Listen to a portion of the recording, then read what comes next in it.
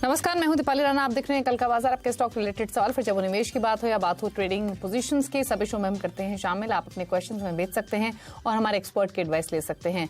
आप social media platforms के through इस शो का हिस्सा बन सकते हैं, व्हाट्सएप के थ्रू बन सकते हैं। 7045220000 ये हमारा व्हाट्सएप नंबर है। आप अपने क्वेश्चंस हमें भेज दीजिए। इसके अलावा आप फेसबुक, ट्विटर पर ये शो लाइव भी देख सकते हैं और अपने क्वेश्चंस भी हमें पोस्ट कर सकते हैं। तो ये है तरीका इस शो में पार्टिसिपेट करने का। आज आपके सभी क्वेरीज को आंसर करने के लिए इंडिपेंडेंट एनालिस्ट सर्वेन श्रीवास्तव हमारे साथ मौजूद हैं। सर्वेन, नमस्कार, स्वागत है आपका। और सर्वेन से आउटलुक लेंगे कल के मार्केट का, लेकिन उससे पहले आज का रिकैप फटाफट से आपके लिए लेकर आते हैं, क्योंकि आज फाइनेंशियल निफ्टी की एक्सपायरी के दिन बाजार में हमने थोड़ा सा उतार चढ़ाव देखा। उसके बाद फाइनली जो क्लोजिंग हुई वो फ्लैट हुई। सेंसेक्स 68 अंक गिरकर बंद हुआ 66,460 के आसपास। निफ्टी 20 अंक गिरकर 19,734 पर बंद हुआ। सबसे ज्यादा खरीदारी हमने आईटी मेटल स्टॉक्स में देखी। एफएमसीजी एनर्जी स्टॉक्स में भी दबाव रहा। संस्थागत निवेशकों के नंबर्स देखेंगे तो एफआईज ने बिकवाली की है। ये जो बिकवाली की गई है ये लगभग 92 करोड़ के आसपास के स्मॉल अमाउंट है। और साथ ही अगर बाकी पोजीशंस देखेंगे तो डीआईएस ने खरीदारी की है 1035 करोड़ के आसपास की। तो सर्वेन, सबसे पहले तो बताइए क्या आउटलुक है कल के लिए? बहुत बहुत धन्यवाद दीपाली जी, बहुत बहुत नमस्कार। देखिए, रेंज बाउंड का ही ध्यान है जो हमने लास्ट टाइम की बात की थी कि आई थिंक मोटा मोटी बाजार अब दायरों में फंसा हुआ है। नीचे में आप देखिए 19,600 19,650 के बहुत ज्यादा नीचे नहीं जा रहा है, और ऊपर में 19,850 के आसपास लास्ट टाइम सेलिंग भी आई थी। तो आई थिंक ब्रॉडली आपका ये एनीवेयर बिटवीन एक आप मोटा मोटा रेंज पकड़ के चलिए 19,600 से लेके 19,850 19,900 तक की एक रेंज है। आई थिंक प्योरली ट्रेडिंग मार्केट हो गया है लास्ट 4-5 दिनों से, क्योंकि इतनी टाइट रेंज में आ गया है। तो थॉट यही है कि रेंज के अपर एंड में जिसको 1-2 दिन के लिए बेचने का है वो रेंज के अपर एंड पे आप बेच के काम करेंगे, रेंज के लोअर एंड पे आप लेके काम करेंगे। फिलहाल 1 से 3 दिन का यही दायरा, जब तक ये रेंज का क्लियर कट एक ब्रेकआउट नहीं हो जाता है। साइकोलॉजिकल 20,000 मार्क हमने थोड़े से छोड़ दिया था। मे बी मार्केट उसको एक बार टेस्ट करने जाना चाह रहा है, बट फिलहाल लास्ट 4-5 दिन से वो कोशिशें नाकाम हो रही हैं। तो आई थिंक वो 20,000 का मैजिकल आंकड़ा भी बाजार शायद छूना चाहे, बट जैसे इंग्लिश की एक सेइंग है ना, there are too many slips between the cup and the lip. तो जो 10 पॉइंट्स उसने नहीं किया, वो एक थोड़ा सा घबराहट अंदर से ऐसा रहती है ऐसी कि इस बार में शायद वो लेवल कर पाए कि नहीं कर पाए। तो आई थिंक वो हमें समझ में आ जाएगा। 19,850 का अगर ब्रेकआउट हो गया तो डेफिनेटली हम 20,000 के आसपास पहुंचने चाहिए। लेकिन किसी कारणवश इन एरियाज के आसपास अगर हम यहाँ पे दम तोड़ देते हैं तो आई थिंक फिर आप रेंज के लोअर एंड की तरफ फिसल जाएंगे 19,600, और 19,600 अगर टूटता है तो 19,400। ओके, चलिए सवाल जवाब के सिलसिले को शुरू करते हैं और सवाल ले लेते हैं जगदीश अग्रवाल का। भोपाल से हमारे साथ हैं कनेक्टेड। जगदीश जी नमस्कार, पूछिए क्या क्वेश्चन है? नमस्ते मेरा। नमस्ते, पूछिए सवाल अपना। इन्फीबीम के 500 शेयर है, 24 रुपए की खरीदी है।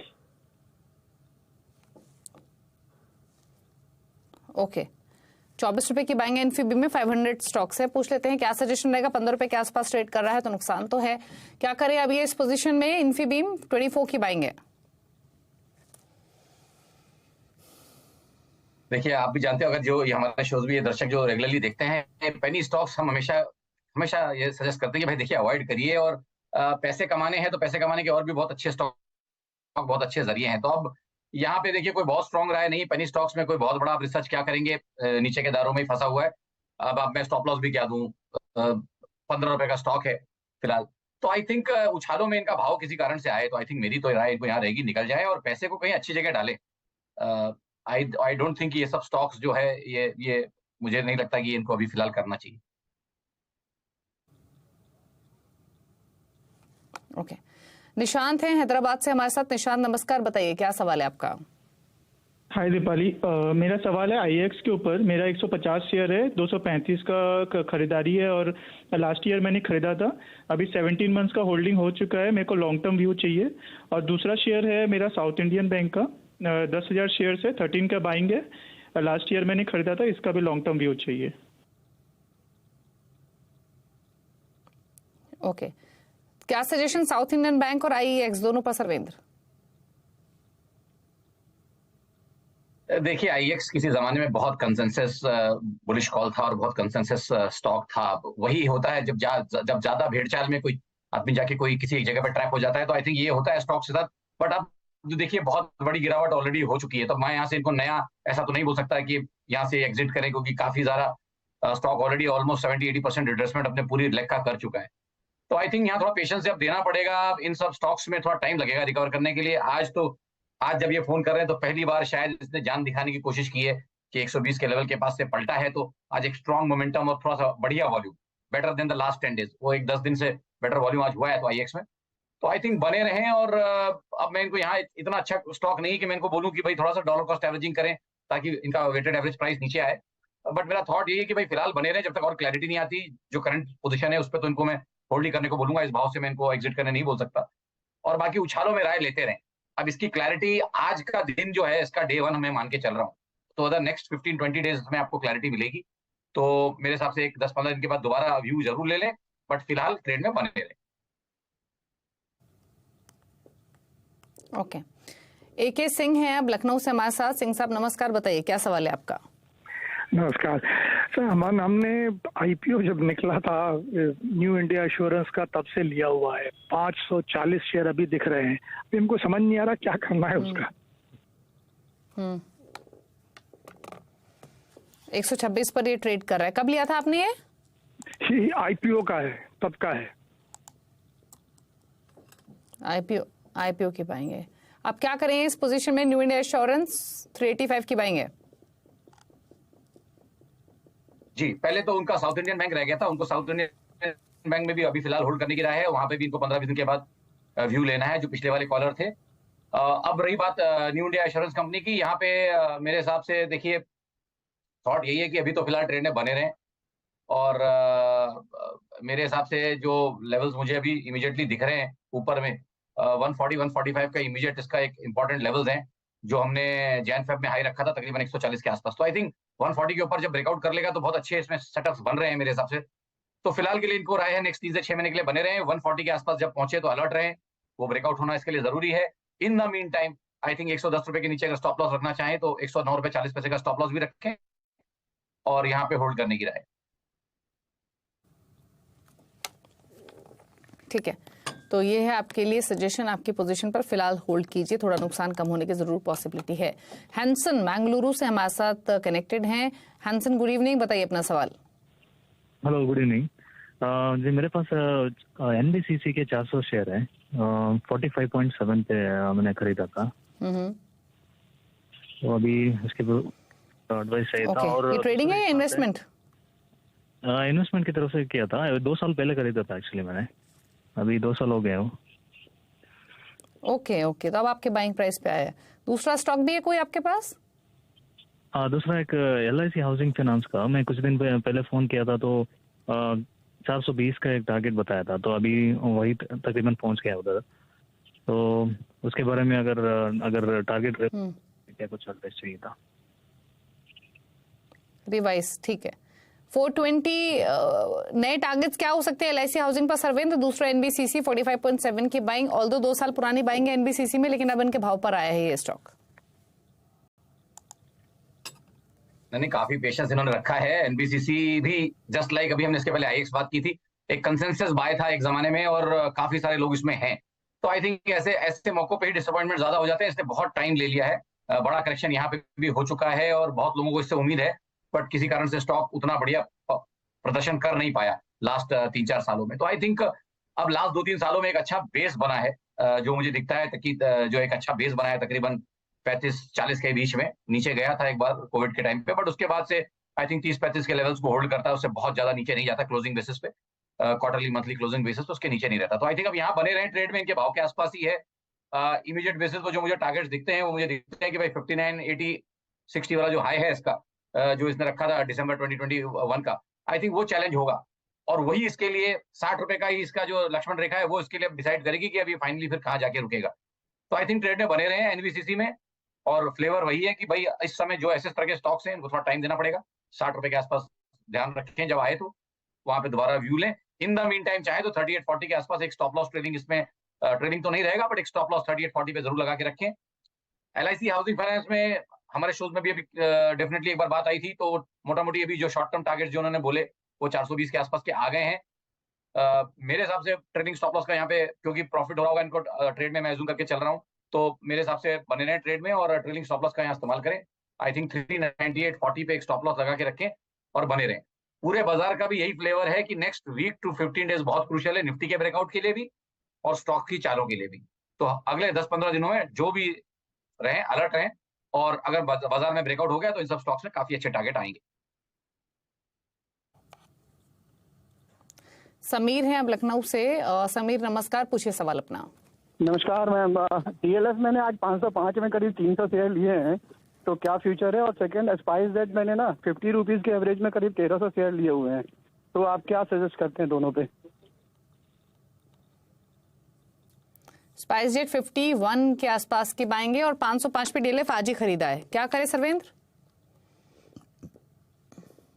डीएलएफ बोला इन्होंने पहले ना जी। देखिए, मेरे हिसाब से फिर ये अगर ट्रेडर माइंडसेट के हैं तो ये short term medium term setups के बड़े फैग एंड में, लेट एंड पे आए हैं। ऑलरेडी स्टॉक अगर आप देखें तो लास्ट 15-20 दिन से स्ट्रगल कर रहा है, 510 520 के बहुत ज्यादा ऊपर नहीं जा पा रहे हैं। तो आई थिंक मेरे हिसाब से तो अगर प्योरली अगर ट्रेडिंग एंगल है नेक्स्ट 10 से 15 दिन का, आई थिंक डीएलएफ से दूर रहे, क्योंकि ऑलरेडी काफी स्टॉक चला हुआ है पीछे से और तकरीबन 350 वाला ऑलरेडी 500 हुआ है। तो I think purely from the trading angle no. अगर थोड़ा लंबा अवधि रखना चाहते हैं तो एक अलग बात है, उस केस में आई थिंक 480 के नीचे स्टॉप लॉस भी होना चाहिए, 474 के नीचे स्टॉप लॉस होना चाहिए, और अगर फिर ये 6-9 महीना होल्ड करना चाहें तो अलग बात है। बट फिलहाल ओवरबॉट जोन में इन्होंने लिया है, तो एक करेक्शन का खतरा यहाँ पे मुझे लगता है कि इनको ऑलरेडी इनके ऊपर है, एक करेक्शन का खतरा है डीएलएफ में, तो जरा संभल के रहें। स्पाइस जेट जहां तक रही बात, I think under performing stock है, अभी हाल फिलहाल में नए लोज बनाते जा रहा है लास्ट 3-4 सालों से। तो आई थिंक यहाँ पे कोई बहुत स्ट्रॉन्ग व्यू नहीं है। फिलहाल मैं इनको यही बोल सकता हूँ कि भाई जो बहुत स्ट्रॉन्ग व्यू नहीं है, जो पोजीशंस हैं स्पाइस जेट में, उनको फिलहाल होल्ड कर लें, एक 15-20 दिन में और व्यू ले लेंगे, कुछ क्लैरिटी आती है तो हम डेफिनेटली हेल्प करने की कोशिश करेंगे। ओके, श्रीधर हैं इंदौर से हमारे साथ। श्रीधर नमस्कार, पूछिए सवाल। मैम मेरे पास में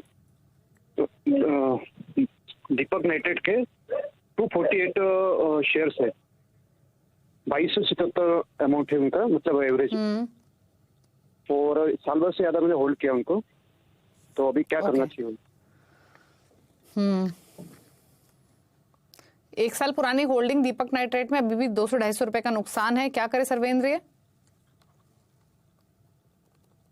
जी देखिए, थॉट वही हो गया यहाँ पे भी कि ये सारे कंसेंसस बाय थे, बहुत मोमेंटम में बहुत बढ़िया चले थे। फिलहाल तो अपनी एक बहुत बड़ी रैली को पचाने की कोशिश कर रहा है, तो काफी हायर एंड पे मीडियम लॉन्ग टर्म चार्ट्स आप देखेंगे तो काफी अपर एंड्स के आसपास ट्रेड कर रहा है, बट कहीं अपनी लंबी अवधि के मूव्स को पचाने की कोशिश कर रहा है। बट दायरा मैं इनको बोल दूं, मतलब इनके लिए मेरे पास गुड न्यूज नहीं है। अब नेक्स्ट 1 से 3 महीने का मुझे दायरा वही दिखता है कि ऊपर में जाके कहीं 2350-2400 पे, 2350 के आसपास ही कहीं ऊपर जाके कहीं दम तोड़ेगा ही। तो बाउंस आए तो इनके भाव के बहुत आसपास पहुंचेगा, उस समय व्यू ले लें, या मेरे हिसाब से एक बार बाउंस में, उछालों में कॉस्ट के आसपास आए तो निकल जाए, मेरा ये इनको राय रहेगी। एक काफी वाइड रेंज मुझे यहाँ पे दिख रही है, तकरीबन 1750 से लेके तकरीबन 2350 की, उसी रेंज को ये ट्रेड कर रहा है और आज 1.5 साल से इस रेंज में फंसा हुआ है। तो शायद इसी रेंज में फंसा रहे और ये इनका टाइम बीतता जाए, तो कोशिश करें कि एक बार अगर निकल जाएंगे तो दोबारा लेने के मौके मिलेंगे। 1800-1900 की रेंज में दोबारा लेने को मौके इसको मिलेंगे। ओके, आशीष एक सवाल भेज रहे हैं मुंबई से, हमारे साथ कनेक्टेड हैं। आशीष नमस्कार, पूछिए सवाल। नमस्कार सर, एक्चुअली मेरे पास एक शेयर है बजाज फिनसर्व के 110 है, आफ्टर जो स्प्लिट के बाद उसका जो एवरेज प्राइस है 1699.60। तो सर अभी इसमें क्या करें सर? अभी थोड़ा लॉस तो चल रहा है सर ये। ओके, बजाज फिनसर्व 1699 की बाएंगे, थोड़ा नीचे इनके भाव से, क्या सजेशन इस पोजीशन पर? 1572 की क्लोजिंग आज की। मेरी माने तो कोई ज्यादा लॉस नहीं है। सेटअप्स यहाँ पे वीकली मंथली थोड़े मेरे हिसाब से बिगड़ रहे हैं। पुल बैक 1 से 3 महीने वाला जो पीछे का पुल बैक था 1200 से स्टॉक तो मोटा मोटी 1600-1650 तक आ गया था। आई थिंक निकल जाना चाहिए, कोई ज्यादा नुकसान नहीं है। तो 2% के नुकसान को नुकसान नहीं बोलते इस बाजार में आजकल। ओके, चलिए, तो ये स्ट्रैटेजी आपके लिए बजाज फिनसर्व पर। रुकने के साथ एक ब्रेक के लिए, ब्रेक के पास सोशल मीडिया से लेंगे क्वेश्चंस। आप देखते रहिए कल का बाजार।